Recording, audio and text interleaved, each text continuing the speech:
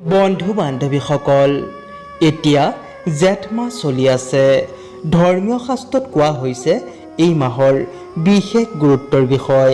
এই মাহত সূৰ্য অতি শক্তিশালী, সেয়েহে তাপো তীব্ৰ হয়। সূৰ্যৰ জ্যেষ্ঠতাৰ বাবে এই মাহটোক জ্যেষ্ঠ বুলিও কোৱা হয়।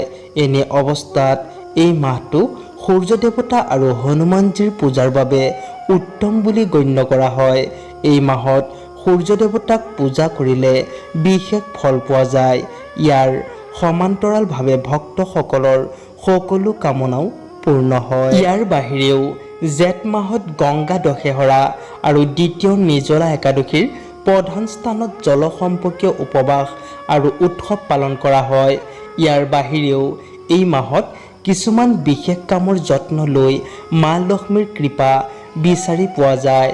শুভ ফল পাবলৈ জেঠ মাহত কৰিবলগীয়া কিছুমান কামৰ বিষয়ে জনোৱা হওক। ধৰ্মশাস্ত্ৰ অনুসৰি জেঠ মাহত সূৰ্য উদয় হোৱাৰ আগতেই শয্যা ত্যাগ কৰিব লাগে, অৰ্থাৎ সোনকালে শুই উঠিব লাগে। এই মাহত অনুশাসিত জীৱনশৈলী গ্ৰহণ কৰিব লাগে বুলি ধাৰণা কৰা হৈছে। লগতে ৰাতিপুৱা সাৰ পাই মা লক্ষ্মীক স্মৰণ কৰিব। এনে কৰিলে ইতিবাচক শক্তিৰ বিকাশ ঘটে, ব্যক্তিজনৰ মন সুখী হৈ থাকে। গৰমৰ হিচাপত জেঠ মাহটোৱে আটাইতকৈ বেছি কষ্টদায়ক। সূৰ্যৰ কঠোৰ ৰূপ আৰু গৰম বতাহৰ বাবে জন্তুবোৰে পানীৰ অভাৱ অনুভৱ কৰিবলৈ আৰম্ভ কৰে।